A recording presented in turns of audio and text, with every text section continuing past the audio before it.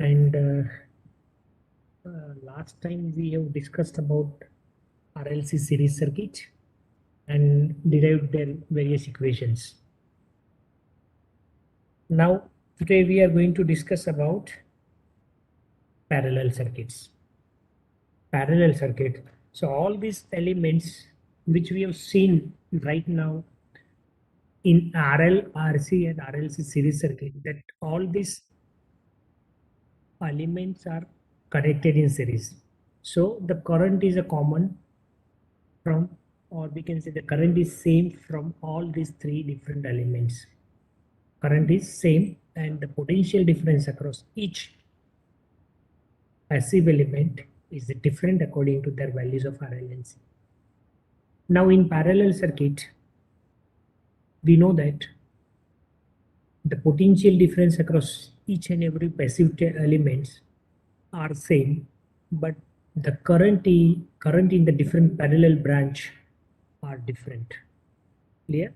So according to this current, we are going to draw the different vectors. We are going to have calculations based on these different combinations of parallel connections. Fine. So here that might be possible that series combination of RL and RC may be connected in parallel.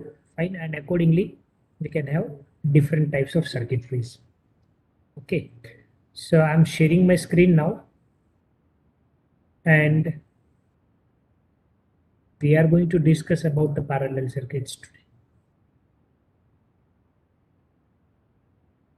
I hope the screen is visible to everyone.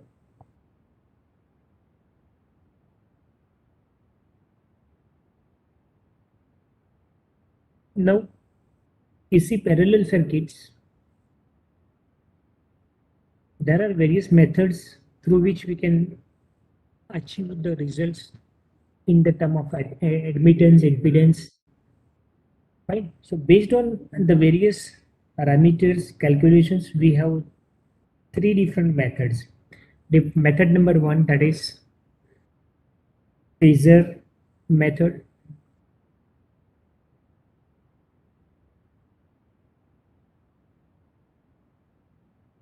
Number two, that is admittance method.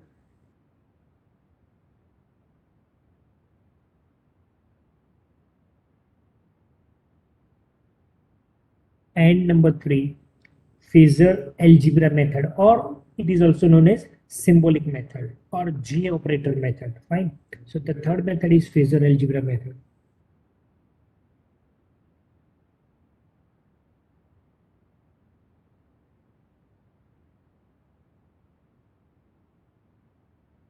Or sometimes it is also known as symbolic method or J operator method.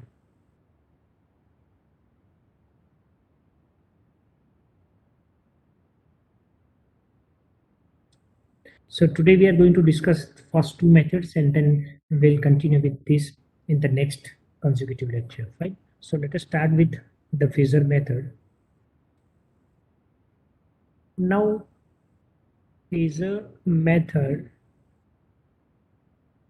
in which we are having different phasors that we can draw from the circuits. Suppose if the circuit is made up of various combinations, I mean R and L parallel to each other, might be possible that there are few circuits which are connected in series and then parallel, right? So let us assume that a resistor is connected with an inductor in series, and this combination is also connected with a resistor with a capacitor here in parallel. So this is a kind of parallel circuit.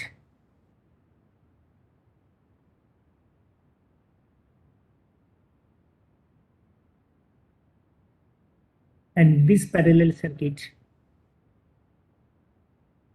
having the voltage source, and we know that the equation of V is equal to V m sin omega t.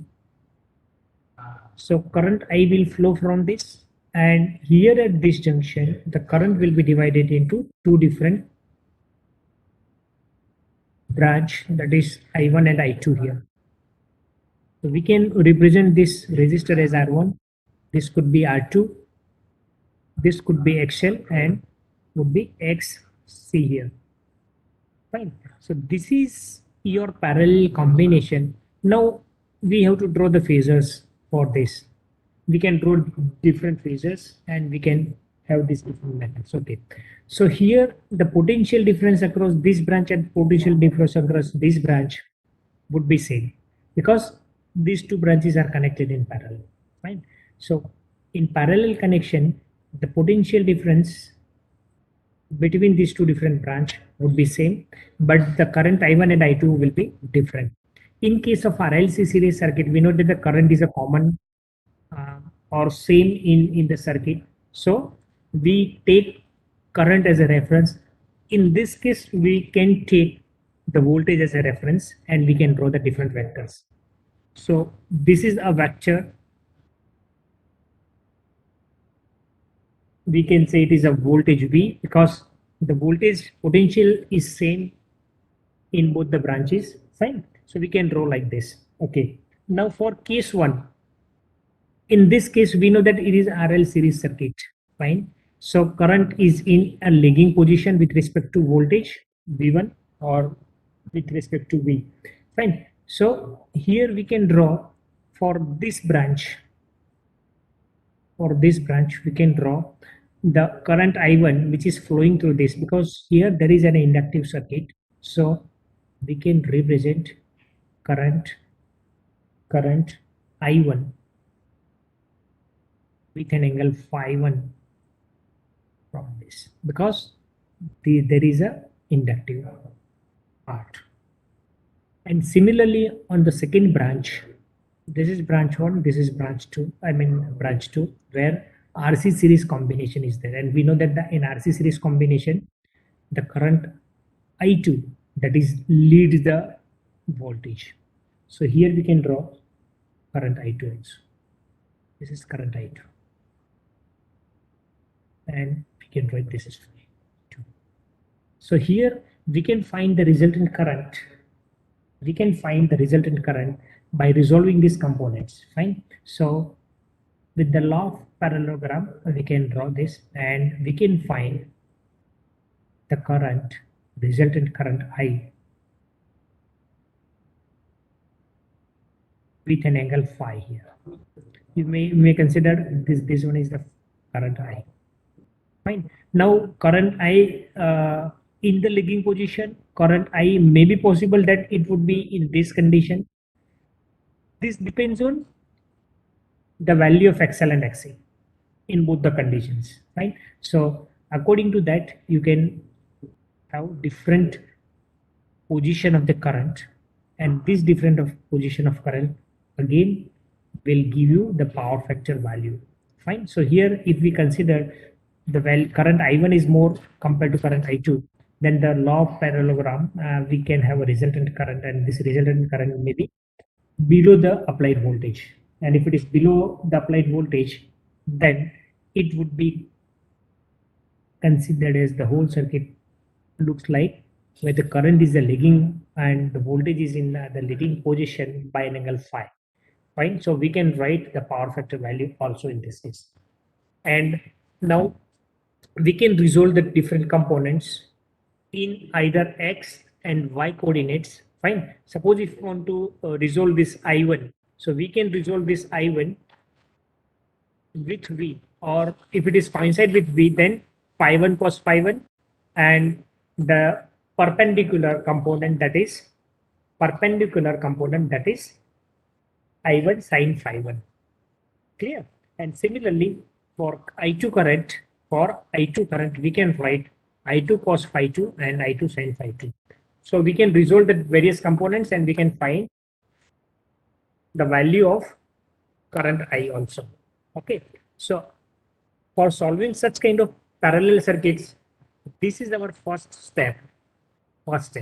We have to draw that various vectors according to the, say this is a condition given here, fine, XL and XA.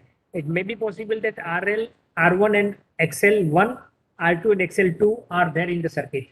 And similarly, we can have different parameters, or we can say different passive elements here in this circuit. Okay, so according to that, our first case is to find out the phasor diagram, or we can draw the phasor diagram according to these conditions. Now, what is the second condition? Second is we have to find out the impedances of each branch, and we know that the parallel combinations also, right? So here for branch one, we can find the impedance is Z1, and the equation of Z1 is under root of R 1 square plus XL square. Clear? And we know that the unit is in ohm, where XL is equal to 2 pi FL. We know this. XL is equal to 2 pi FL. Similarly, we can find it from branch 2, that is RC series circuit, and we can write equation of Z2. The equation of Z2 that we can write is R2 square plus XC whole square, or sometimes it is a minus value because we have already discussed why it is a minus value, but the square ultimately will be converted into your plus value. Clear? So it is also in ohm.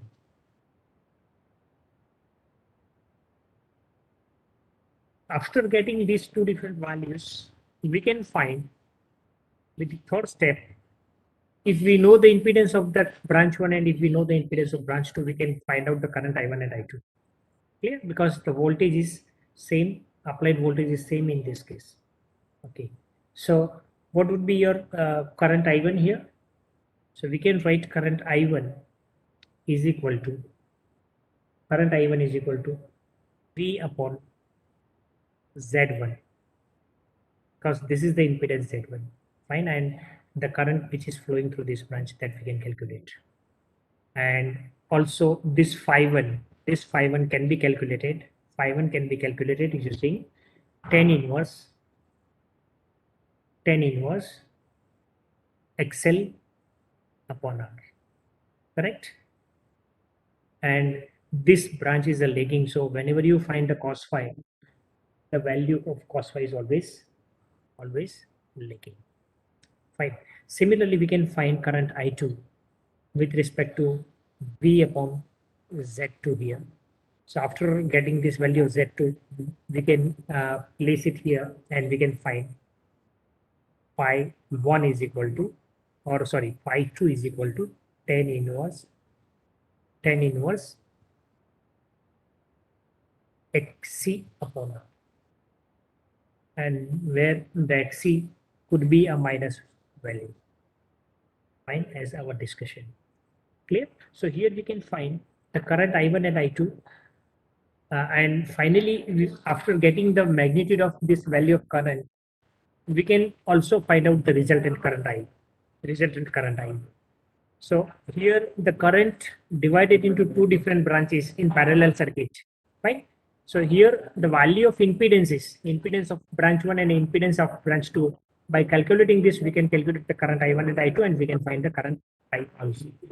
Right? So the current I1 in branch 1 lags the applied voltage by phi and angle phi 1, and current I2 in branch 2 leads the applied voltage by an angle phi 2. Right? So according to this, we can find the various resultant components.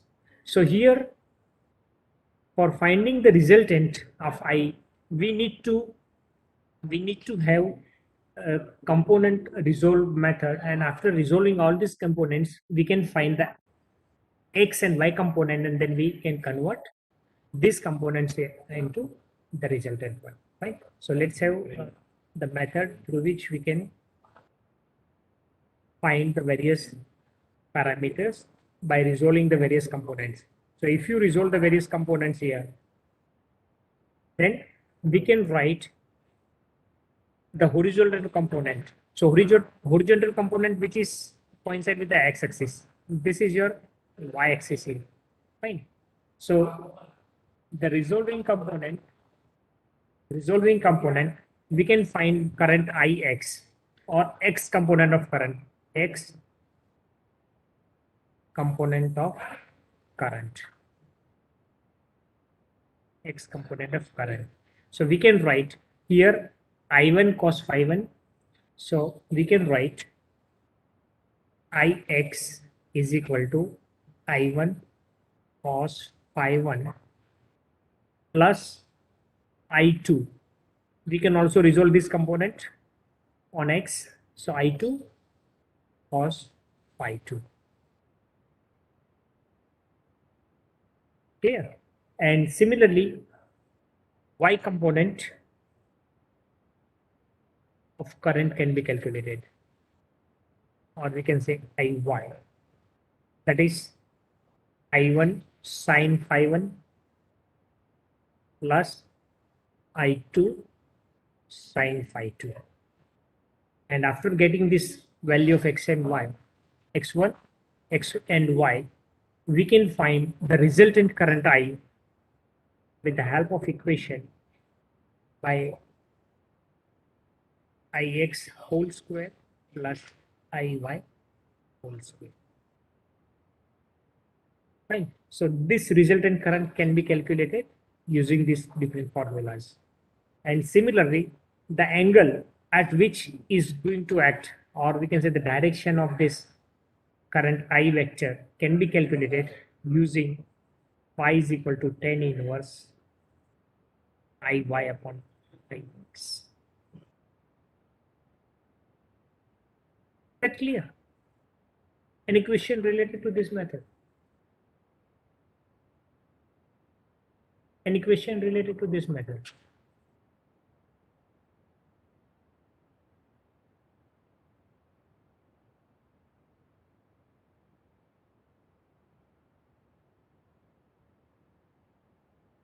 Any question?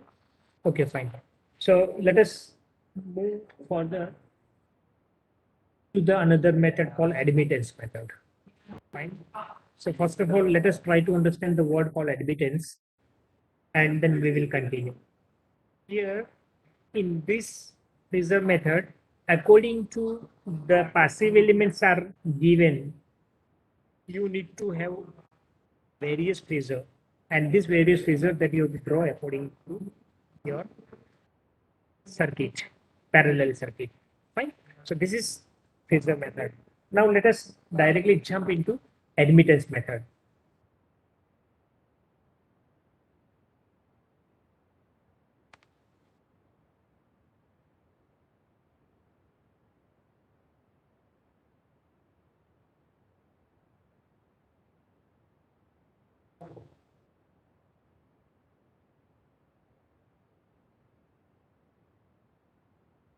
So before we proceed to the admittance method, let us have few things which we need to be taken care. We know that in parallel circuit, if the resistance are given, we can write the equations 1 upon R1 plus 1 upon R2. And similarly, we can write the equations of conductance.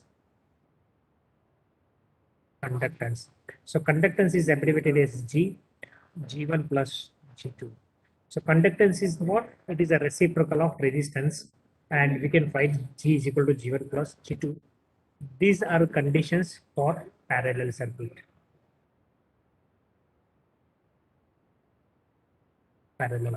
Fine. So we can also write the impedance, total impedance 1 upon Z is equal to 1 upon Z1 plus 1 upon Z2. This is impedance in parallel circuit. And this impedance can be represented with the help of admittance.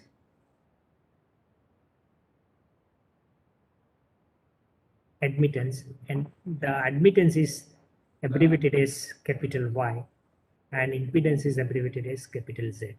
So what is admittance? Admittance is the reciprocal of impedance. So here we can write Y is equal to Y1 plus Y2. So similarly, in resistive circuit, if the parallel resistances can be represented by this equation, and the conductance which is reciprocal of this can be represented as G is equal to G1 plus G2. Similarly, we can have impedance value 1 upon Z is equal to 1 upon Z1 plus 1 upon Z2. That can be represented with the admittance value Y is equal to Y1 plus Y2. Fine. Now the unit of impedance is ohm, but the unit of impedance is ohm. Then the unit of admittance is mho. Is mho. MHO. Fine. Or sometimes it is written as Siemens AS also. Fine. So the unit of mho, unit of admittance Y is mho, or sometimes it is written with S Siemens. Fine. So this is the unit of admittance. Clear? So we can draw impedance triangle for different circuits, and then if we reciprocal it, then we can draw the admittance triangle also. Clear? So in that case, if we want to write the equation of impedance, we know that it is V by I. Z is V by I. Fine. But here Z is what? 1 upon Y. Clear? It is a reciprocal. So we can write 1 upon Y is equal to V upon I. V upon I. Fine. But if you want to write the equation in the form of impedance, Y can be written as I by. Clear? So we can write the equation of current I in the form of V into Y. So if you want to find out the current, if you multiply the voltage with admittance, you will directly get the value of current here. So in the previous circuit, we have found the current branch current I1 and then current branch I2. And then we use the method, phasor method, by resolving X and Y components, we can find out the resultant of this. But here in this impedance method, we can reciprocal all the values given, and then we can convert into admittance also. So this is admittance method. Now magnitude of admittance can be found. Magnitude of admittance we can find with the help of another equation. Fine. So admittance. So we know that the equation of impedance is under root of R square plus XL square here. Fine. So another term before we proceed, that we can write the conductance, right? G. So conductance G can be represented as Y cos phi. Can we write it like Y cos phi? Clear? Simple. If we draw that diagram and if there is an angle phi, we can write this equation. Fine. Okay. Similarly, we can have the equation of admittance. That is, now we know the reciprocal of resistance is conductance G. Then there is a reciprocal of this, also known as susceptance. SUSCEPTANCE, susceptance, and it is abbreviated as B. Fine. So here we can write B is the net susceptance. Fine. So inductive susceptance and capacitive susceptance, that can be represented here with B square. Right. So what is B? B is the susceptance, G is the conductance, and Y is the admittance. I repeat again, Y is the admittance, G is conductance, and B is the susceptance. B is the susceptance. So we can have the diagram like for RL circuit. If there is a branch RL, we know that this is an impedance triangle. Right? So what is impedance triangle? Z, XL, and R here. Clear? Now if you want to represent this into admittance triangle, then admittance triangle is the reciprocal of this. So we can represent the same here. This is Y, this is B susceptance, and this is G conductance. So this is admittance triangle.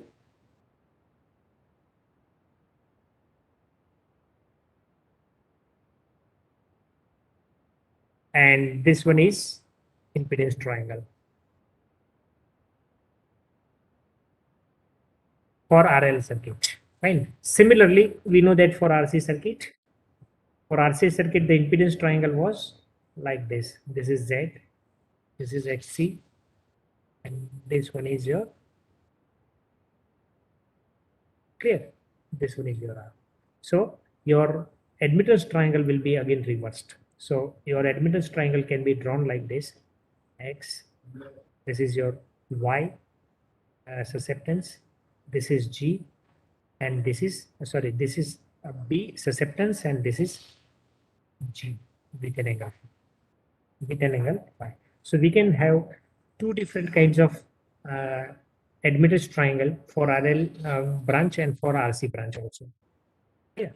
Okay. So we can write the various expressions now. So here we can write G in case of any of this case. We can write G. Fine. G. This is G conductance G here in admittance triangle. So G can be written as Y cos phi. Fine. That can be written it here. G that can be written with the vector Y cos phi. Clear? Very simple. From this diagram we can write. Clear? And then we can solve these various triangles also. Fine. So our equation is G is equal to Y cos phi. Clear? Now what is Y? Y is 1 upon Z. What is cos phi? Cos phi is R by Z. So here we can write G can be written as R upon Z square also. Or we can write R upon R square plus X square. X may be XL or it may be XC, right? So that we can write various equations for conductance G. Similarly, we can write the susceptance, that is B. B is equal to Y sin phi, where Y is the admittance. Clear? And also similarly, we can derive this expression 1 upon Z into sin phi is what? X by Z. Clear? So if cos phi is R by Z, then sin phi is X by Z. So we can write X upon Z square, or we can write X upon root of square plus X square. Sorry, X square. It may be XL, it may be XC. Clear?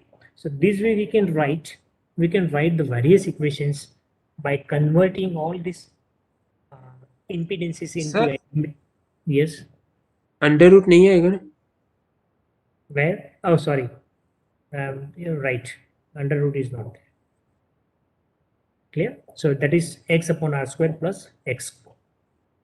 Clear? So these are the equations of conductance and susceptance. By converting all these values of your impedances into admittance and conductance into susceptance, then we can solve the parallel circuits very easily. Fine. So if there is a parallel circuit, first of all, we are going to convert all these impedances into admittance. Fine. And then all conductances into susceptance. So by converting to Y and B, then we can easily find out the various equations. Fine. So let us have a circuit again, and then we will discuss. Now,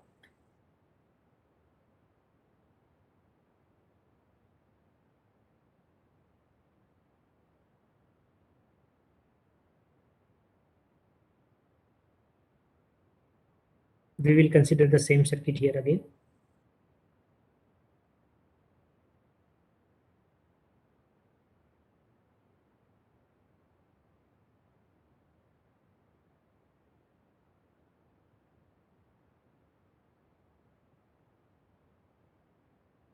You can consider as current I, current I1, I2, R1, R2, XL and XC, XL and XC, right? So draw the phases according to the circuit diagram. So this is the circuit diagram, fine. Okay. Now we can find the impedance for this branch one. So our first step is to find out the impedance Z1 that we can calculate, fine. With the help of next example, R1 plus XL square. Similarly, we can find the impedance for branch 2. Z2 is equal to under root of R2 square XC square. Okay, so after this Z1 and Z2, we are going to find the conductances also. Then susceptance and then admittances also, right? So your first step is to draw the circuit according to the given parameters. You can draw even phasor diagram also. Then this will be your second step, right? Now, if we want to write Z1, what is G1 here? G1, that is conductance of this. Fine. So we can write the equations according to the previous derived equations. We can write R1 upon Z1 square. Clear? Recently we have done this G1, that is R1 upon, or G is equal to R upon Z square. Fine. Or we can write, because this is G1 for branch 1, that is our resistance R1. Fine. So we can write R1 up R1 square plus XL square, because in branch 1 there is XL. And similarly, we can write G2 here, that is conductance for branch 2. We can write R2 upon Z2 square. So R2 is given here in the circuit. And what about Z2? Z2 is R2 and XC. Fine. So we can write R2 square plus XC square. Yeah. Now after getting this value of G1 and G2, we can also find the equations for B1 and B2.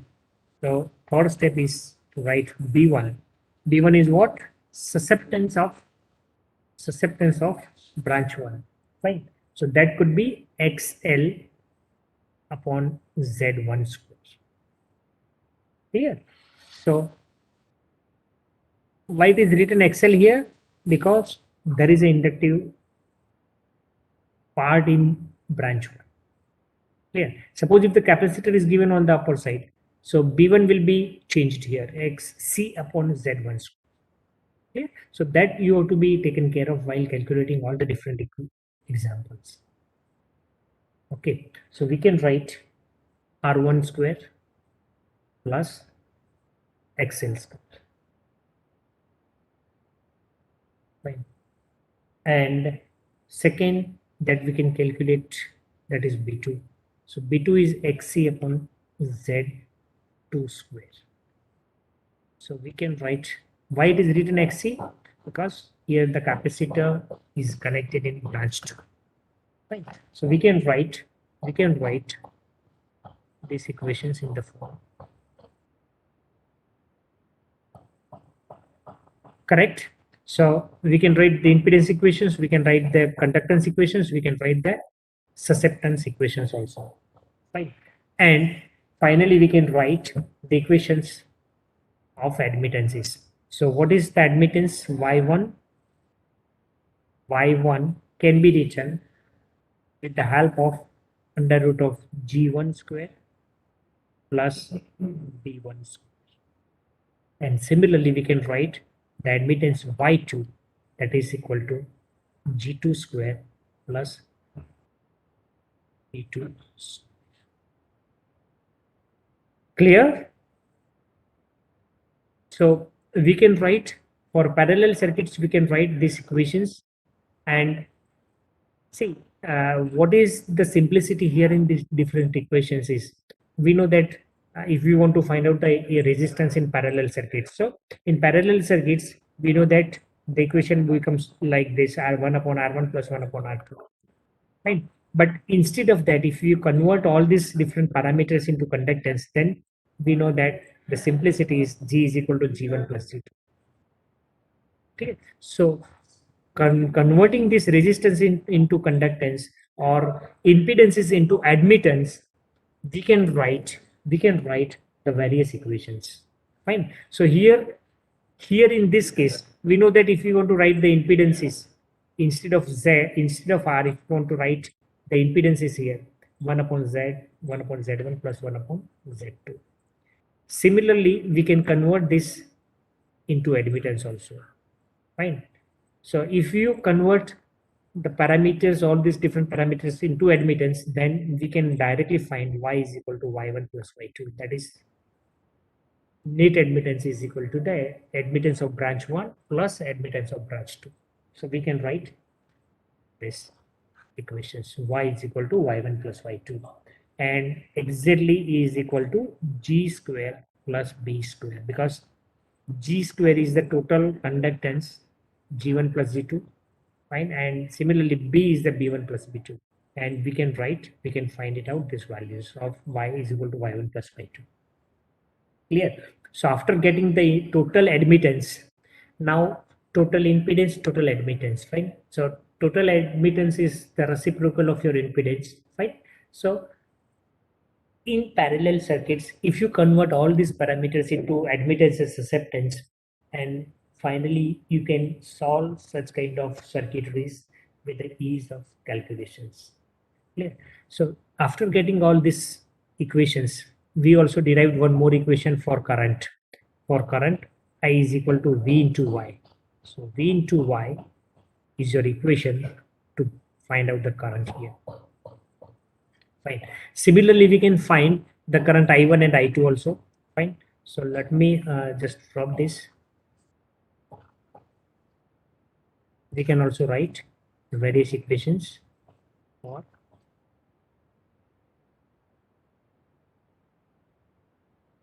okay. So current I can be calculated with the help of V into Y, because total Y can be calculated. Fine. Total Y can be calculated using these expressions. Okay. So with the help of this equation, we can find the value of total current I. Now, if I want to find out the current I1 here, fine. The potential is same here because this is a parallel circuit. Fine. So the V into, instead of this Y, what is the impedance here? I mean admittance of the branch 1, that is Y1. Vy1. So we can write I1 is equal to Vy1. And I2 can be written as V into I2. Clear? So this way we can calculate the current in the different branch after calculating this admittances and conductances, susceptances. Fine. Okay. Now we can also find the angle phi. Angle phi.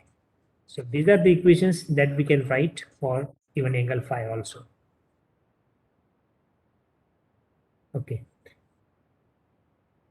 So phase angle phi can be written as tan inverse. कौन बताएगा? चलो इधर. If you convert the parameters into admittance and susceptance, what would be the equation of tan phi here? In the first case, we know that it is x by r, fine, or xl by r. But in this case, if we convert and if we want to write, r can be written with reciprocal value, fine, g. What is the admittance triangle here? So this is y, this is g, angle phi, and here it would be b. This triangle called admittance triangle for RL circuit, fine, for RL circuit.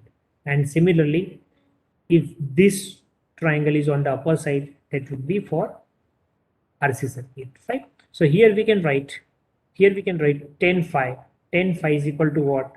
B by G. So we can write B by G, and we can calculate the equation and we can find the phi also. Getting my point? And if we calculate phi, we can also calculate cos phi. Fine. So cos phi is what here in this case? Cos phi is R by Z. Cos phi is R by Z, but in this case, it is G upon Y. G upon Y. So if we calculate power factor, and in this case, if the inductive circuit is there, fine, we can say power factor of branch 1, because it is series circuit, fine. So there would be a power factor in lagging position, there would be a power factor in leading position here in both the cases. But in both the cases, if you draw the phasor diagrams and if you find the angle which is minus, suppose if you find the value of angle phi here minus, fine. So voltage vector is your reference vector, and if you find the current, resultant current I, this with an angle negative value, suppose minus 30 degree, fine. That means the overall condition, if you look at, the current lags behind the applied voltage. So current lags behind the applied voltage means it is the combination of resistive circuit plus inductive circuit. So overall circuit would behave as an inductive circuit. Now, if your angle phi, if you calculate this angle phi, and if it is a plus side, plus 30 degree, and if you find the resultant, the current I leads the applied voltage here. Fine. So in this condition, the circuit behaves like a capacitive circuit. Getting my point?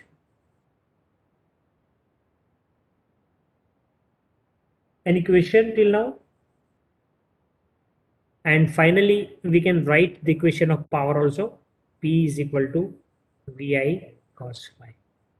So V can be calculated. V can be calculated, or if V is given, I can be calculated. And if I calculated, power factor calculated, then we can calculate the power in watts. Clear? Any doubt or any question if you have, you can ask.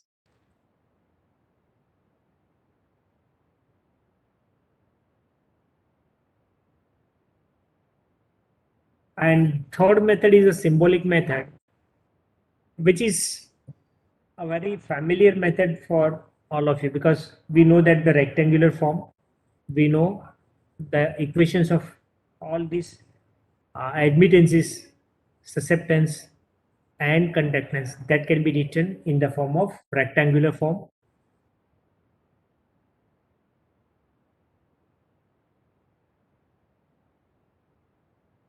Rectangular form are always with written as like V is equal to A plus JB, or C is equal to A plus JB. The meaning of this operator we already discussed, that is 90 degrees. So B here, A here, and this is your vector B with an angle phi. Right? So if we can represent all these equations, so sometimes suppose if the impedance is given 3 plus J4, so impedance is given in this way. So the meaning is that it is given in the rectangular form, Cartesian form. So here the value of, in this equation, 3 could be your R and 4 is your XL. Fine. So depending upon the circuit, like if it is an inductive circuit, it is XL, or if it is a capacitive circuit, it is XC. Fine. So impedances can be represented with Z is equal to 3 plus G4. Fine. Similarly, we can write the admittances also. We can convert, if we know the impedances, we can convert into admittances. So if you want to convert this into admittance, then we know that admittance is 1 upon Y, or Z, 1 upon Y is equal to 1 upon Z. Y is equal to 1 upon Z. So here again, the same question arises, what to do. Fine. So to remove such kind of complexity while calculating all this, we need to convert either from rectangular form to polar form, and from polar form to rectangular form. Fine. With the help of calculator, you can easily convert all these values. Fine. So please refer the guidelines given or the help file given or the manual given with the calculator and try to understand how to convert rectangular form of impedances or any other parameters into polar form or either into trigonometrical form.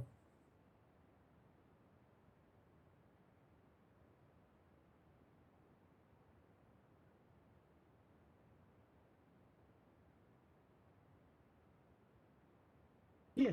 So we can convert from this to this and from this to this also, from this to this and from this to, and the fourth one is exponential form.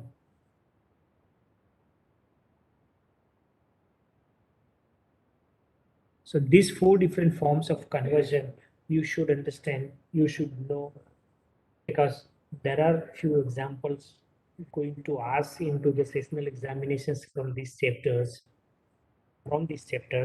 and these may be given either in the form of a rectangular form 3 plus j4 impedance is given, then you need to convert all these different parameters into admittance and all those things, right? And then you have to find out the various parameters, remaining parameters. Okay, so in the next lecture we have again 3 more sessions, fine. So we will practice more and more about examples in the next lecture, which is on Friday, right? And then Monday and Tuesday again we have one more, I mean 2 more lectures in which we are going to discuss about your analog circuits, where diodes, different various types of diodes, fine, special purpose diodes, then their characteristics. Then we will discuss about half wave and bridge, full wave bridge rectifier, and some voltage regulators. And then we will finish the syllabus for your sessional examination. Is there any question? If you have, you can ask, otherwise we can stop the lecture here.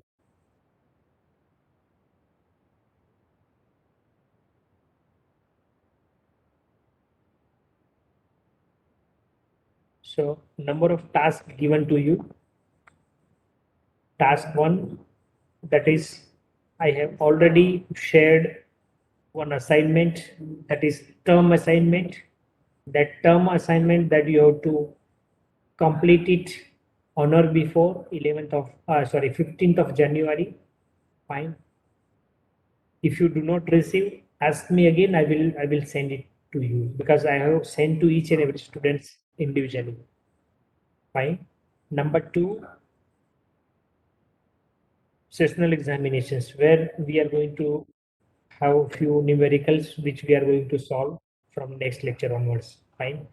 Third thing, PPT, PowerPoint presentation, is also a part of your term assignment.